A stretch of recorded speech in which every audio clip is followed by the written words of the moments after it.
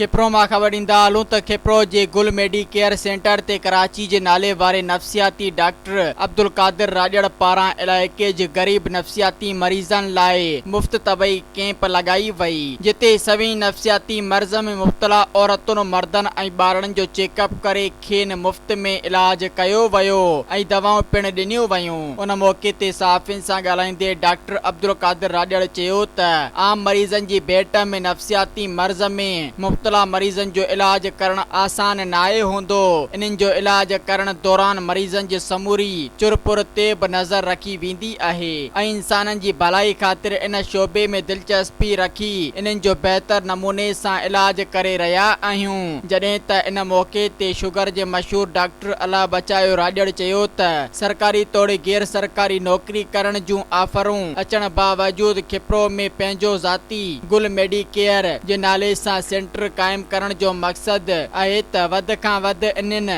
मिस्कीन माण्हुनि जो थोड़नि पैसनि में इलाज जूं सहूलतूं मैसर करे सघूं, जिन वटि वॾनि शहरनि जे डॉक्टरनि वटि पहुचण ऐं इन्हनि जूं ॻरियूं फीयूं भरण वॾो मसइलो हूंदो आहे।